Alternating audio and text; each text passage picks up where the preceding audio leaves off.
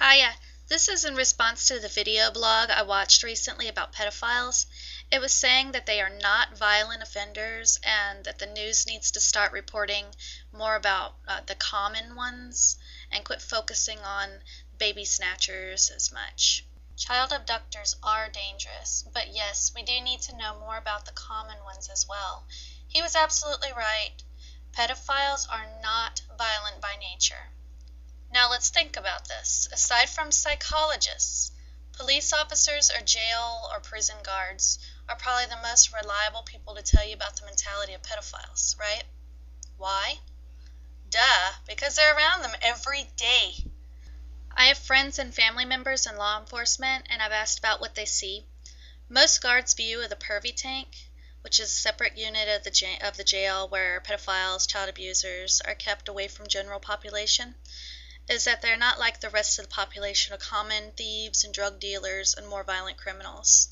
They're highly intelligent and in most cases think that they are justified in what they've done and that nothing's wrong. It's common for them to be considered very sensitive, and in most cases I've heard them referred to as having whiny, childish personalities and often seem to tattletale rather than complain about real life issues.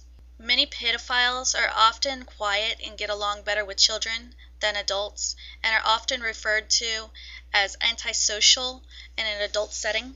They seek out occupations that are centered around children and are oftentimes choose a partner that already has children of their own. By the way, they don't call it the pervy tank while on duty so that they stay in accordance with the sensitivity training that they're made to take. We need to look at pedophilia in truth and not just in what the news has shown, violent monsters lurking in the dark waiting to kidnap our babies. Single moms, I'm not telling you that every seemingly decent man who comes into your life is going to be a child molester. Most people are not pedophiles. However, to prolifically categorize common traits of pedophilia, you need to understand what most want, and that's access. It's very common for them to target single women with children. The best way to protect your children is to make sure that they know that their body is theirs and that no one has the right to hurt them. For this reason, I don't condone spanking as a corrective measure, but that's an entirely different topic, and I'm not saying that spanking is going to make your baby a victim. What I am saying is that parents need to be aware. We need to remind ourselves that not all sex offenders look creepy. Here's just a few pictures of some of the registered sex offenders in the state of Texas.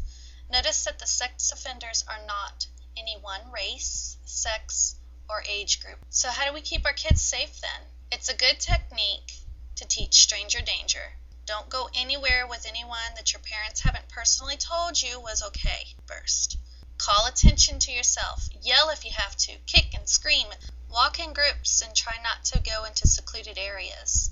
But like I said previously, most child sex offenders are not strangers to the family.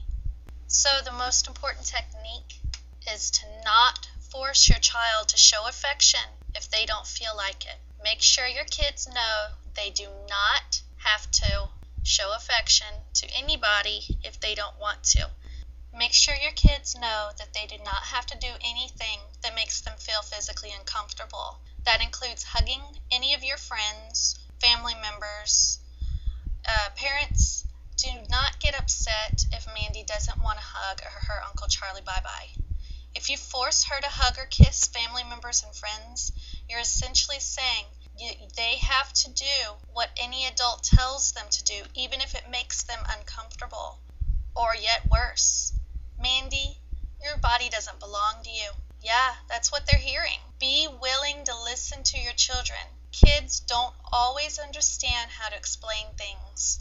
So listen and make sure that they know that they can talk to you.